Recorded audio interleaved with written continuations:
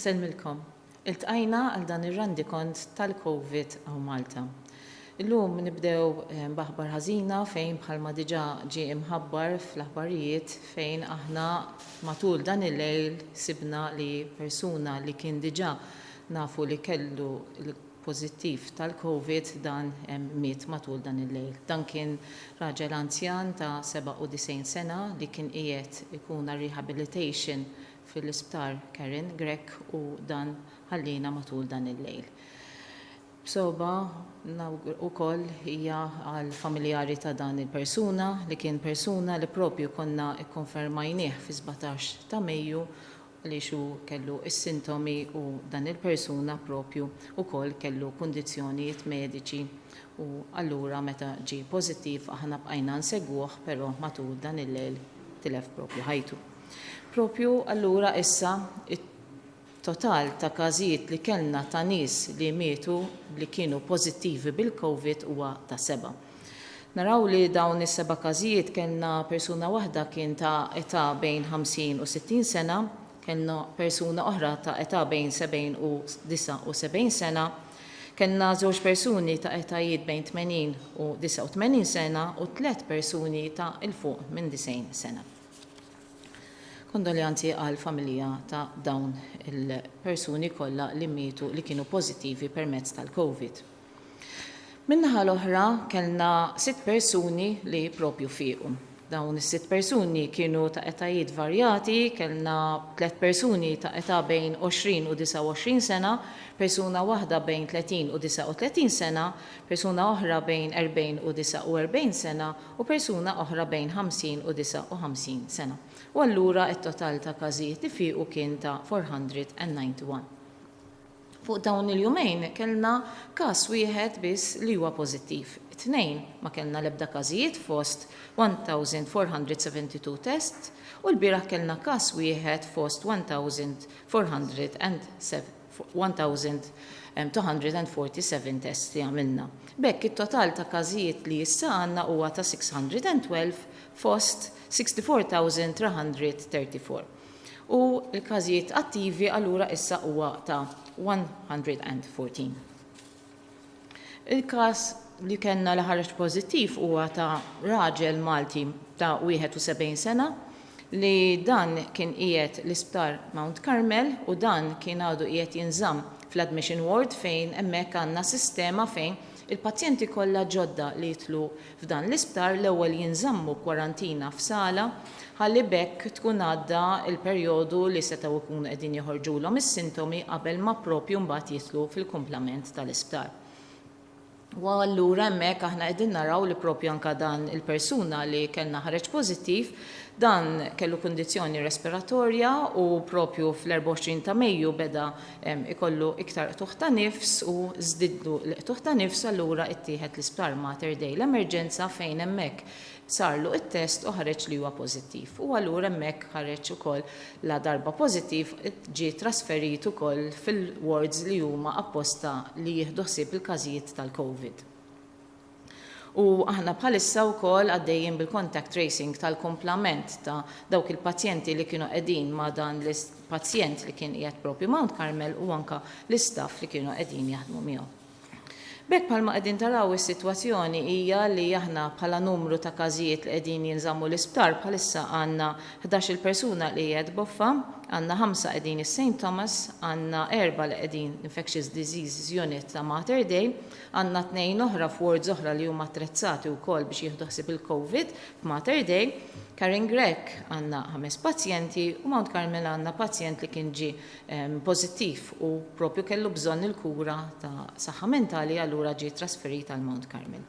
Bekk it-total ta' każijiet li qegħdin fl-isptar huwa ta' 28, però dawn tajjeb ngħidu li dawn kollha jinsabu f'kundizzjoni medika li hija tajba u hemm minnhom li jkunu qegħdin jinżammu propju anke l-isptar minħabba pereżempju li jista' jkollhom nies fil-familja tagħhom id-dar li huma vulnerabbli allura aħjar li aħna nkunu qegħdin inżommuhom ambjent ta' sptar biex aħna nkunu qegħdin innaqsu ċ-chances li hu jkun jista' jittrażmetti anke lil persuni oħra li huma d-dar. U għandna wkoll il-kumplament ta' 86 persuna li propju qegħdin jiġu kurati id-dar tagħhom u anke dawn qegħdin jibqgħu jiġu segwiti mill-tobba tal-kura primarja. Bekk bħalma qegħdin naraw xi ħaġa li konna wkoll qegħdin bil-mod il-mod nipprevenu fejn aħna f'dan il-fażi ta' tranzizzjoni qegħdin naraw li n-numru ta' każijiet qegħdin jibqgħu stabbli u dan huwa kollu frott ta' ħafna ħidma u anke imma kemm huwa importanti li nibqgħu nenfasizzaw li aħna kif qegħdin għaddejjin minn dawn il-fażijiet fejn aħna qegħdin nirrilaxxaw dawk il-miżuri li konna inizjalment kellna ndaħlu biex aħna nikkontrollaw is-sitwazzjoni fil-bidu, issa qegħdin nirrilaxxawhom però magħhom qegħdin ukoll naraw li jkun hemm mezzi ta' mitigazzjoni. Allura importanti li kulħadd jibqa' jsegwi dawn il-mezzi ta' mitigazzjoni għaliex bekk aħna dejjem innaqsu r-riskju li inti tkun qed tasponi lilek innifsek propju għal dan il-virus. Situazzjoni li blajnuna ta' kulħadd nibqgħu għaddejjin minna u allura nkunu qegħdin propju naddattaw għal dan in-normali l-ġdid u kif nibqgħu mixjin ukoll f'din il-fażi nkun nistgħu propju l qudiem ukoll nibqgħu niftħu iktar ukoll miżuri. Barra minn hekk ukoll min-naħa tas-saħħa aħna komplejna nsaħħu wkoll is-servizzi li qegħdin noffru.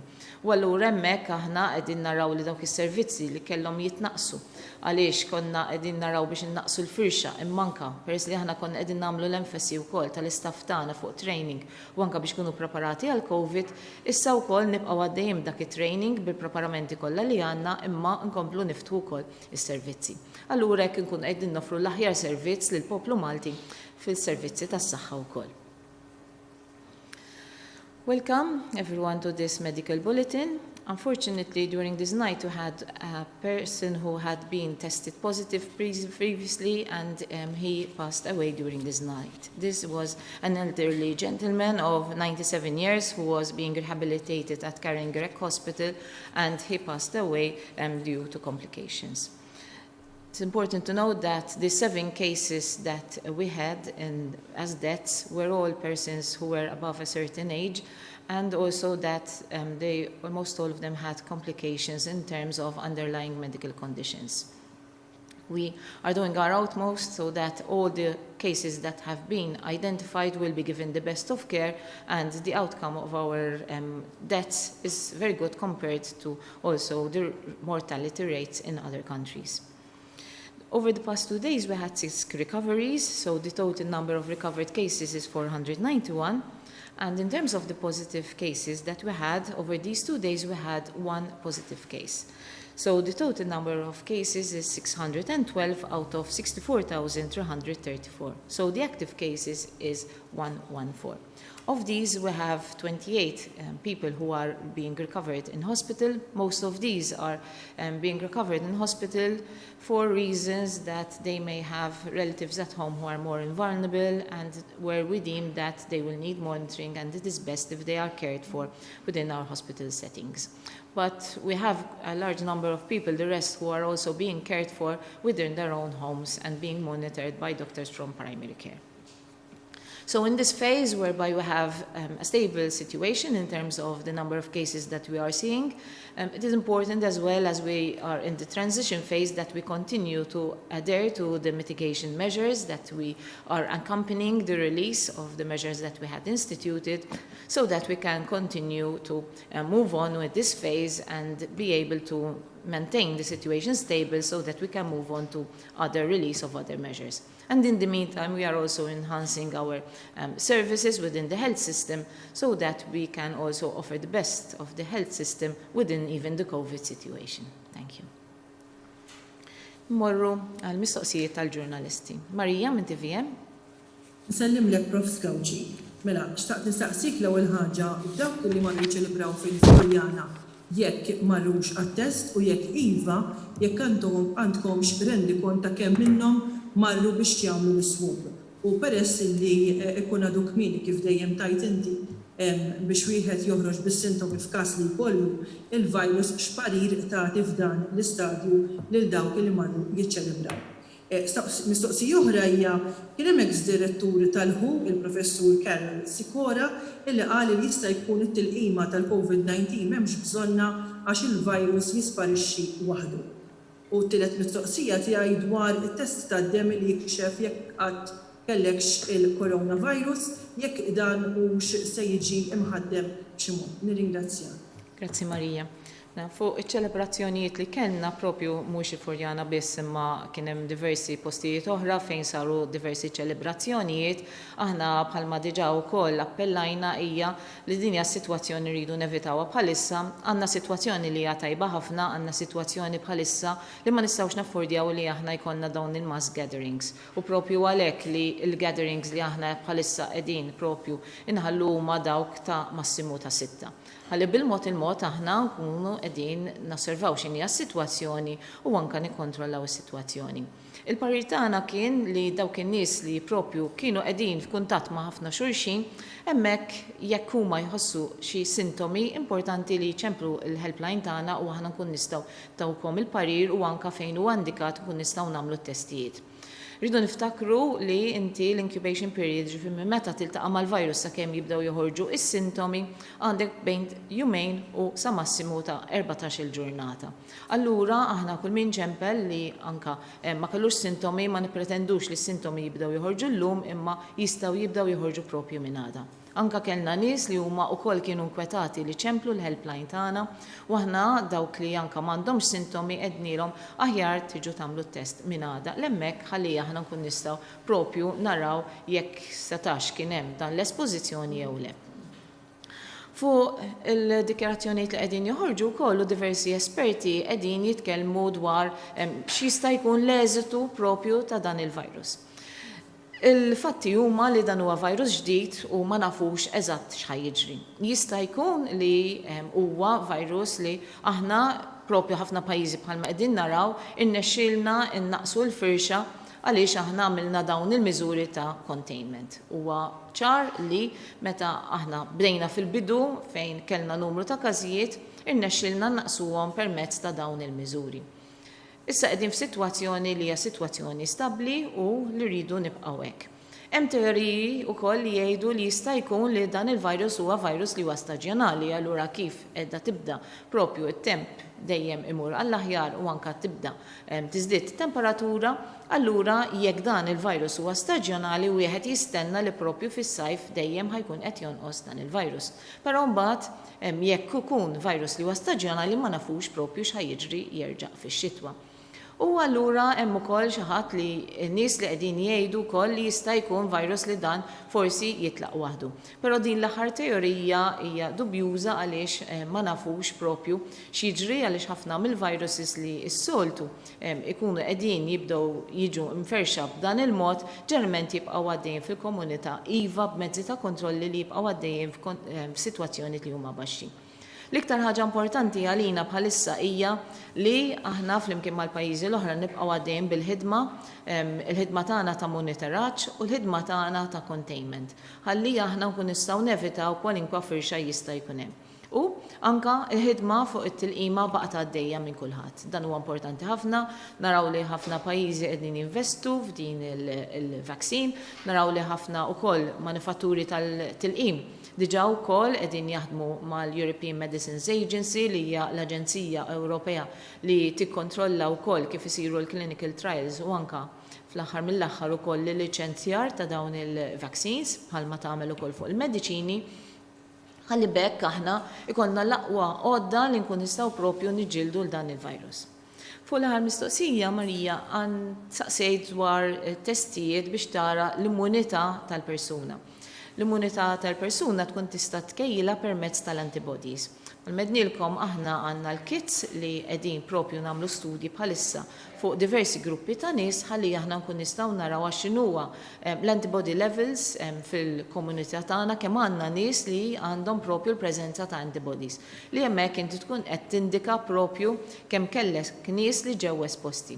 Però r-riċerka tibqa' turina wkoll kemm propju u għandek bżonn li inti ikollok immunità biex inti tkun qed tippreveni u anke kemm iddum l-immunità. Dan kollha informazzjoni li aħna propju qegħdin nitalmuha bil-mod il-mod u li tkun qiegħda tgħinna fil-kontroll ta' din il-pandemija. Nicole Milwan. Hi, Prof. Gawci, nsellimlek. Għedin naraw li huma ftit il-każijiet ta' persuni li qegħdin jinżammu l-isptar. Dawn qegħdin jinżammu l-isptar għax verament għandhom bżonn jew inkella biex ma jinfettawx lill persuni li jgħixu magħhom fid-dar. U għandi mistoqsija oħra jekk ma jimpurtax. Id-deputat Prim Ministru qal fil-Parlament li wieħed minn kull 4 pazjenti tal-COVID ma batew minn ebda sintomi u li ħafna minnhom qed jgħaddilhom wara medja ta' 16 il-ġurnata. Dawn iċ-ċifri pożittivi huma konformi ma' xejriet ta' barra minn Malta? Fuq in-nies li qegħdin jidħlu l-isptar aħna meta jkollna pazjent li huwa pożittiv nagħmlu assessments. L-ewwel wieħed huwa li aħna nagħmlu assessment fuq il-kondizzjoni klinika tal-persuna. Ġifieri naraw dan il-persuna jekk għandu bżonn jiġi kurat fl-isptar u anka li ma livell ta' kura għandu bżonn. Bħalma qegħdin taraw m'għandna l-ebda pazjenti li qegħdin jiġu kkurati fl-intensive care unit għaliex m'għandhomx dik is-sitwazzjoni fejn għandhom bżonn l-assistenza ventilatorja. Però wkoll bħal kwalinkwa marti ieħor tara jekk huma għandhom bżonn monitoraġġ fl-isptar jew inkella jistgħu jieħdu ħsieb tagħhom id-dar permezz ta' kura mill-kura primarja. Dak huwa aspett wieħed. Għandek ukoll tara kemm dan il-persuna huwiex ħajoqgħod ukoll għall-iżolazzjoni. Importanti li l-persuni jkunu qegħdin f'iżolazzjoni u anke aħna wkoll nkunu qegħdin nassigurawha dan ukoll permezz ta' spezzjonijiet li jkunu qegħdin proprju jsiru. U l-aħħar kriterju huwa li inti x'inhu l-ambjent tad-dar tal-persuna. Ġvijek tħoss li dan il-persuna m'għandu bżonn jidħol l-isptar, però naraw li d-dar forsi hemm persuni oħra fid-dar, speċjalment jekk huma vulnerabbli, naraw li hemmhekk sitwazzjoni li ma jkunx għaqli li dawn il-persuni jkunu qegħdin jinżammu għal kura tagħhom fid-dar. Allura f'dak il-każ aħna għandna sodot li huma available, allura nkunu qegħdin inżommuha magħna biex aħna naqsu ċ-chances li jkun hemm iktar espożizzjoni għal membri tal-familja speċjalment jekk huma vulnerabbli. Fu ċifri ta' numru ta' każijiet li m'għandhom l-ebda sintomi mit-total ta' każijiet li aħna għandna, dan in-numru huwa numru li huwa sostanzjali għaliex aħna qegħdin nżidu propju t-testijiet li qegħdin nagħmlu fuq dawk in-nies li m'għandhom l-ebda sintomi. U allura tistenna li inti taqbad iktar każijiet. Jekk tħares lejn it-testing rates u anke it-testing strategies ta' pajjiżi oħrajn, qegħdin naraw li Malta hija waħda minn dawk ta' quddiem fejn aħna propju qegħdin nittestjaw ukoll il dawk in-nies li m'għandhom l-ebda sintomi. Allura tistenna li r-rati ta' każijiet li m'għandhomx l-ebda sintomi abbażati wkoll ta' total ta' każijiet li nkollna aħna jkollna numru li pjuttost ikun iktar għoli. Jean Paul mill-Lavin Malta. Good afternoon, Professor Gauci. Last week, Sports Malta issued guidelines on the return to sports. Within these guidelines, there are no mention of football nurseries. Will there be a specific set of guidelines on the return to nurseries, or should they wait until schools reopen first? And my second question is, Chris Fearn mentioned yesterday that one of Malta's COVID-19 deaths didn't actually die from coronavirus. Can you please clarify the situation? Thank you. Fuq l-sports, aħna ħdimna fil-qrib ħafna ma' Sports Malta biex naraw kemm assessment ta' x'inhuwa t-tip ta' sports li jkunlu l-inqas riskju. Aħna identifikajna dak l-sports li jkun non-contact sports u anka sports li jkun qed isir barra biex hekk inti tnaqqas dejjem riskju u allura għandna lista ta' dak l-sports li propju jkun qiegħed isir. Però limitajna bħalissa f'dan il-perjodu għal jew individual sports jew inkella group sports. U għalhekk aħna l-lini gwida qegħdin joħorġu fuq dan it-tip ta' sports u mbagħad iżjed kif inkunu qegħdin navvanzaw ukoll fil-miżuri li nkunu qegħdin nirrilaxxaw u mbagħad inkunu nistgħu nimxu wkoll għal tip ta' sports ieħor li jkun jista' jiġi permess sitwazzjoni li inti jkollok sitwazzjoni li tibqa' stabbli. Fuq l-imwiet tajjeb niklarifikaw li bħalma semmejt l-imwiet li kellna dawn is-7 każijiet kienu kollha imwiet persuni li kienu pożittivi bil-COVID. U allura dawn ikunu każijiet fejn inti dawn il-persuni kienu ħarġu pożittivi, però il-pazjenti kollha li kellhom kondizzjonijiet mediċi oħrajn. Allura jkollok sitwazzjoni inti fejn ikollok il-propju kawża tal-mewt tkun minħabba ċertu kondizzjonijiet oħrajn, però jista' jkun ikollok każijiet minnhom li fejn inti il-COVID ikun aggrava s-sitwazzjoni tal-persuna li tkun waslet għal-mewt li tkun qabel iż-żmien. U allura hemmhekk aħna qegħdin naraw li dawn il-pazjenti kollha nkunu nistgħu intuhom l-aħjar kura. Bħala rapportaġġ ta' każijiet li huma imwiet relatati mal-COVID aħna propju nimxu wkoll mad-definizzjoni tal-Għaqda Dinjija tas-Saħħa fejn tobbliga li persuni il-pajjiżi kollha jkunu qegħdin jirrapportaw dawk il-każijiet li mietu f'dawk il-pazjenti li jkun għadhom COVID positive. Christoph minn Newsbook.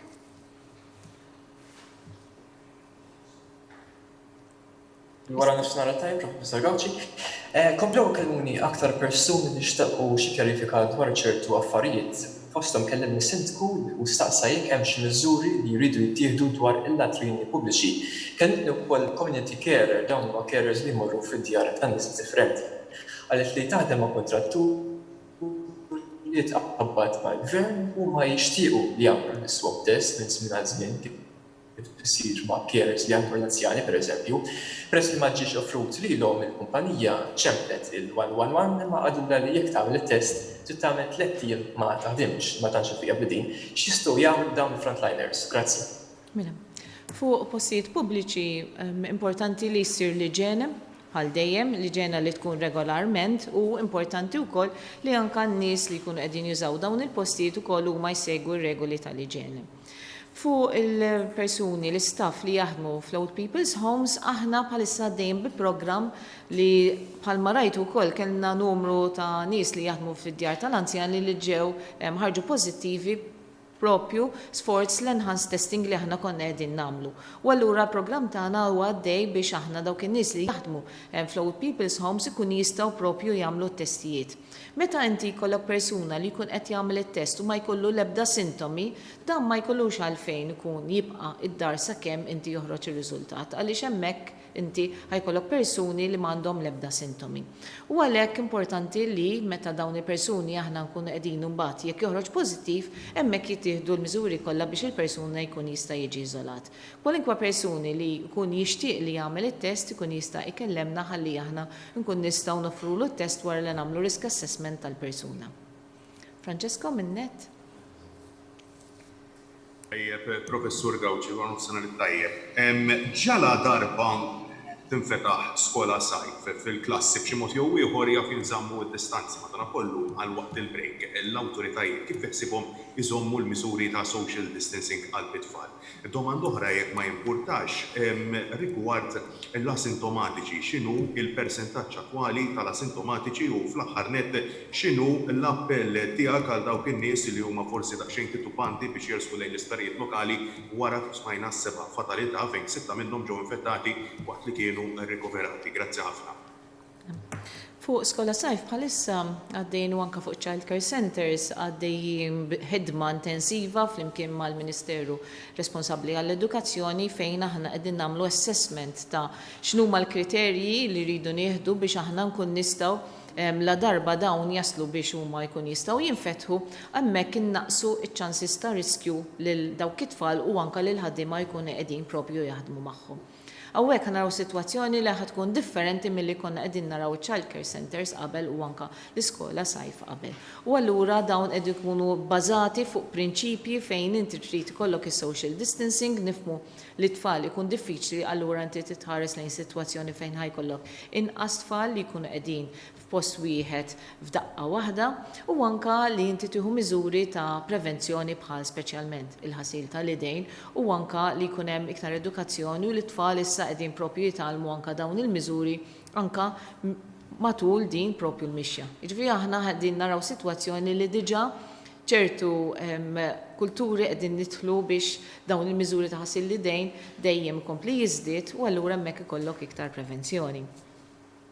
Fuq il-numru ta' każijiet li m'għandhomx l-ebda sintomi, jekk tħares lejn il-każijiet kollha li kellna, l-aħħar li evalwajna il-każijiet, kellna 25% li ma kellhom l-ebda sintomi minn dawk il-każijiet li huma pożittivi. Però nfakkarkom li dawn kienu jinkludu 50 każ li kellna persuni li kienu qegħdin joqogħdu fiċ-ċentru ta' Ħalfar Open Tent Village. U hemmhekk aħna jekk inti tassumi li telimina dawk minn numru totali li kellek, tajjeb għaliex kien diffiċli inti tikkomunika biex tkun ċert jekk hux vera kellhom ma l-ebda sintomi, ftakru għamilna ħafna testijiet, jekk naqqas dawk għandek bejt ieħor jisu 15% mit-total ta' każijiet li aħna kellna li kienu pożittivi li kellhom l-ebda sintomi.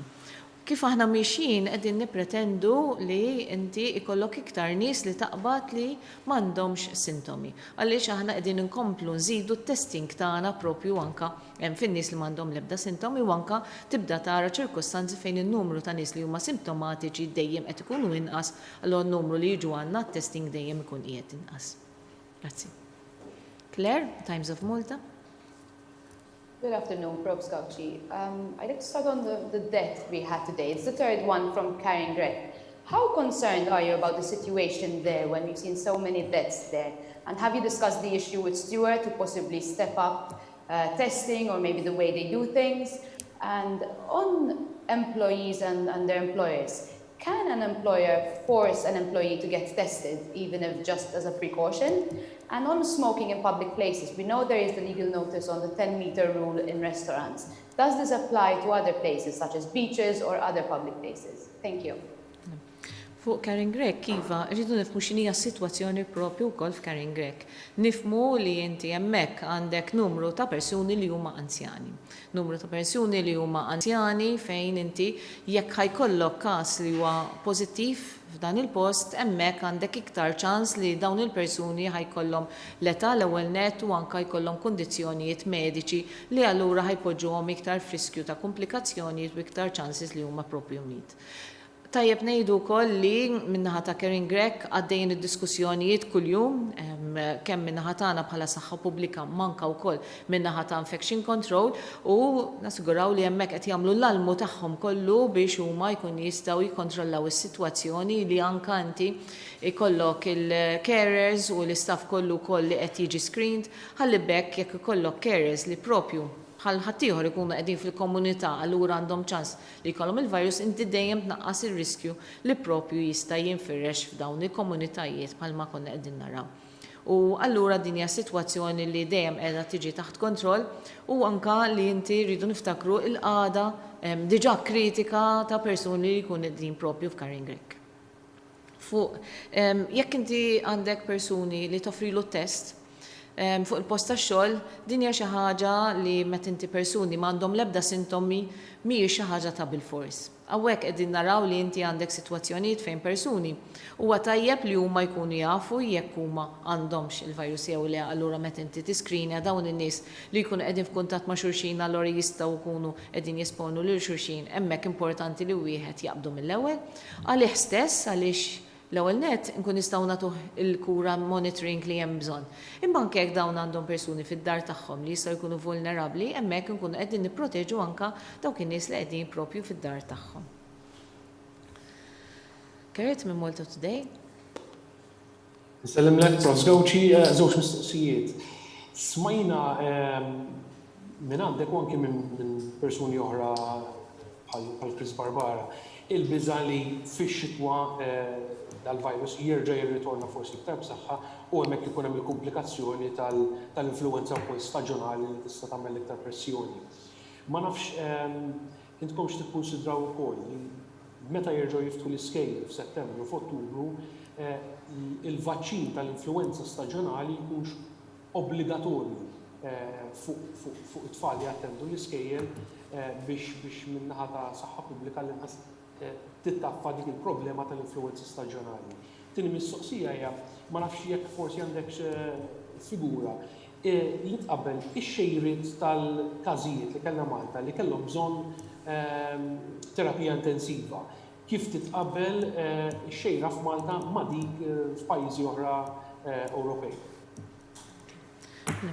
Iva, Kert, li tgħid huwa veru li aħna qegħdin nippreparaw ruħna biex jekk dan il-virus ikun jerġa' ifeċċ propju meta terġa' tibda x-xitwa, hemmhekk għandek sitwazzjoni fejn kollok ukoll il-virus tal-influenza li dejjem naraw li jibda jiġi ġeneralment la jibda Ottubru jibdew il-każijiet tal-influenza u dawn jibqgħu jippikjaw bil-pik propju li jkollna f'Jannar u mbagħad jerġgħu jibqgħu jonqsu lejn Mejju. U allura aħna ma nafux eżatt x'ħajġri propju minn dan il-virus, però rridu nkunu preparati. U propju għalhekk aħna għandna strateġija li qiegħda tiġi mħejjija wkoll fuq is-sitwazzjoni ta' seasonal influenza u kif aħna nkun nistgħu propju nimitigaw għal l-impatt li jista' jkollhom dawn iż-żewġ viruses. Waħda mill-iktar ħaġa importanti hija l-prevenzjoni. Li għandna vantaġġ li l-COVID għalmitna sew fuq is-sitwazzjoni ta' kif inti tista' tippreveni. Il-ħasil tal-idejn, li tista' tuża sanitizer, li inti ma tagħtax tu tisol fil-pubbliku, allura li inti jekk ma tiflaħx ma tmurx fejn ħaddieħor u li jkollok id-distanza soċjali minn persuna l-oħra u anke li meta inti tkun qiegħed f'postijiet fejn hemm ħafna nies ukoll issa tidħol pereżempju f'ċertu retail outlets jew inkella malls li inti wkoll propju tilbes il-maskra li huma kollha miżuri li inti tista' bihom tippreveni kemm il-firxa tal-COVID imma anke l-firxa tal-influenza. Li għandna vantaġġ huwa kif semmejt tajjeb inti li fl-influenza għandna t-tilqima. U aħna ta' kull sena nġibu t-tilqima li nagħmlu enfasi għall-ewwel nies li għandhom jaħduha huma dawk in-nies li iktar li huma vulnerabbli li huma dawk in-nies li huma anzjani u għandhom mart kroniku u tfal ta' inqas minn 5 snin. U dawk huma n-nies li huma importanti li joħduha biex aħna nkun nistgħu nipprevenu iktar l-impatt tal-influenza staġjonali. La darba aħna nibqgħu mixin u fis-sitwazzjoni tal-COVID u naslu fl-eventwalità li aħna nerġgħu niftħu l-iskejjel hemmhekk ukoll iridu jittieħdu l-miżuri.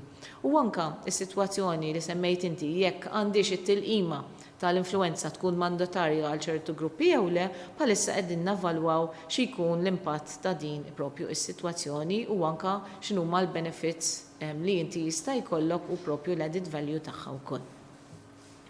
Fuq l-situazzjoni tal-każijiet li kellna, aħna nafu li kellna mill-każijiet kollha li kellna 3 persuni li propju kellhom bżonn invasive ventilation. U dan huwa sitwazzjoni li meta tħares lejn dawn il-każijiet huwa numru li huwa pjuttost żgħar meta qabel mat-total ta' każijiet li hija sitwazzjoni li hija tajba. Li aħna konna preparati biex ikollna sodot anka bil-ventilators li propju jista' jkollhom bżonn, però kellna bżonn biss għal 3 persuni. U b'ħidma li qiegħda ssir minn kulħadd, b'ħidma li qiegħda ssir mill-nies kliniċi, hemmhekk naraw li aħna rnexxilna propju anke nżommu dan in-numru baxx imma anke li n-numru ta' mwiet propju kien f'persuni li kellhom diġà sitwazzjoni li hija gravi. Claudio mill-Orizzont. Grazzi, Professur Gawci, fil-pjan ta' tranzizzjoni li għaddejjem bih. Jekk in-numri jibqgħu daqshekk baxxi, x'inhu l-pass li jmiss fir-rilax tal-miżuri u din mistoqsija. F'intervista li għamilna lid-Deputat Prim Ministru u Ministru għas-Saħħa Chris Kern għalilna illi n-numri qed juru illi rilax tal-miżuri ma żidx il-periklu kif kien hawn minbassar. X'inhuma l-kummenti tiegħek fuq dan? Grazzi. Mela, bħal-medna aħna għamilna l-assessjar tal-miżuri tagħna f'dawk li huma ta' riskju baxx li kienu l-ewwel faxxa li aħna konna propju rilaxxajna u issa dawn ir-rilaxx huma ta' riskju li huwa medju.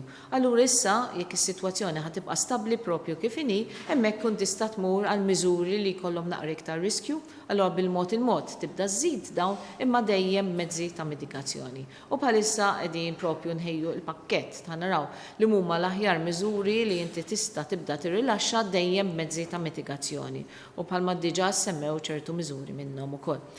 U is-sitwazzjoni qiegħda turina wkoll li dawk il-miżuri li aħna rilaxxajna, hemmhekk l-impatt rajna li inti kellek ftit varjazzjoni fin-numru ta' każijiet, per eventwalment issa qegħdin naraw li f'dan l-aħħar ġranet ikollna sitwazzjoni li hija stabbli.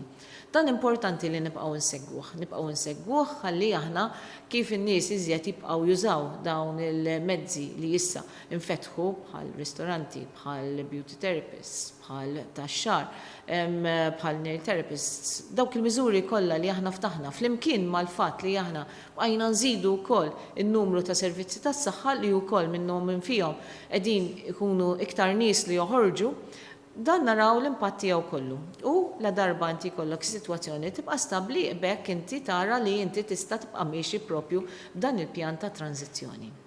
Albert mill-Malta Independent. Nsellem Prof Gawci wara nofsinhar it-tajjeb. Żewġ mistoqsijiet jekk jogħġbok. L-ewwel waħda illum rajna announcement mill-organizzaturi ta' Christmas Village li huwa pjuttost popolari li qalu li kellhom jikkanċellaw l-avveniment ta' dis-sena minħabba li ma kien hemm ebda garanziji mingħand l-awtoritajiet tas-saħħa fuq jekk jistgħu jsiru mass gatherings. Naf li ovvjament kemm id-darba semmejt inti stess li dan il-miliet li ġej mhuwiex se jkun bħal millit li kellna is-sena l-oħra, però affarijiet hekk ifissru li hemm il-possibilità li restrizzjonijiet fuq il-mass gatherings, pereżempju, jibqgħu fis-seħħ anki sa dan iż-żmien tal-miliet. U t-tieni mistoqsija għandna informazzjoni li hemm permessi għal camping f'ċerti areas mhumiex jinħarġu bħalissa. Xtaqt insaqsi jekk il-camping mhuwiex permess, sintendi keeping in mind il-guidelines kollha li tajtu pa' social distancing and so on. Grazzi. Biex niklarifikaw, sissa qatt ma tkellemna fuq x'ħajġri fil-miliet. Hija sitwazzjoni li aħna rridu nkomplu nsegwu u sitwazzjoni li iż-żmien ikun jista' jtina parir. U allura aħna rridu naraw propju dan il-virus x'ikun qed jagħmel matul issa s-sajf u anke la darba jibda l-istaġun ukoll tax-xitwa. U għalhekk hija sitwazzjoni li aħna ma nistgħux ngħidu x'ħajjiġri fix-xitwa jew x'ħajjiġri fil-miliet. Jalla li aħna nkun nistgħu mmorru lura għal sitwazzjonijiet li kellna bħal miliet ieħor, però bħalissa ma tista' tagħti l-ebda garanzija. Importanti li aħna kulħadd nkun qegħdin nimxu pass biex aħna nkun nistgħu naraw li l-miżuri li nkunu qegħdin nirrilaxxaw ikunu rilaxxati bil-mod il-mod. U importanti wkoll li meta tkun qed tirrilaxxa inti wkoll ikollok dawk il-mezzi ta' mitigazzjoni. Li nafu huwa li bħalissa fis-sitwazzjoni li qegħdin bħallum ma jistax ikollok il-mass gatherings li jkunu n-nies ma ġemp xulxin. Dik hija sitwazzjoni li nafuha. U allura jekk aħna nibqgħu għaddejjin nagħmlu l-monitoraġġ ta' sitwazzjoni u li aħna nibqgħu naraw li n-numru ta' każijiet jibqgħu jkunu baxxi u minn hawnhekk l-appell tagħna huwa wkoll nerġgħu għall-pubbliku li speċjalment dawk li jkollhom sintomi aħna għandna l-helpline tagħna li huwa konfidenzjali. La darba tiġi dikjarat li inti pożittiv dawn ħajkellmuk it-tobba ta' saħħa pubblika li dawn ukoll konfidenzjalità kbira aħna nkun nistgħu naħdmu magħkom ħalli naraw għandkom bżonn tidħlu l-isptar jew x'tip ta' kura għandkom, però l-ismijiet u l-identità tal-persuna dejjem tibqa' konfidenzjali. Ġifieri tiddejqux li intom tiġu għat-test għaliex bekk intom mhux biss qed tieħdu ħsieb is-saħħa tagħkom u dawk in-nies li hemm madwarkom, imma wkoll tkunu qegħdin tevitaw li jkun hemm nies li jkun qegħdin fil-komunità li jistgħu jfirxuha lil ħadd ieħor.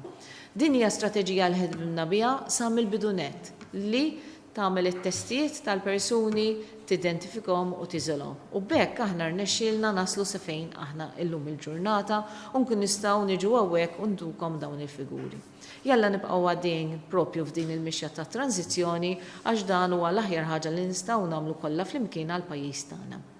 Xtieq nirringrazzja lil kulħadd tal-figuri propju li qegħdin ikollna anke mid-data management section ukoll tal-Public Health COVID team u anke nirringrazzjaw lil kull min qed jagħti l-ħidma fuq dan il-ħidma fil-COVID u bekk aħna nkun nistgħu nerġgħu issa niltaqgħu propju jumejn oħra. Grazzi u nsellmilkom. Innomina persuna li hija ta' sapport għalik u għajdilha grazzi biċ-ċans li trebbaħa weekend break f'lukanda ewlenija f'pajjiżna.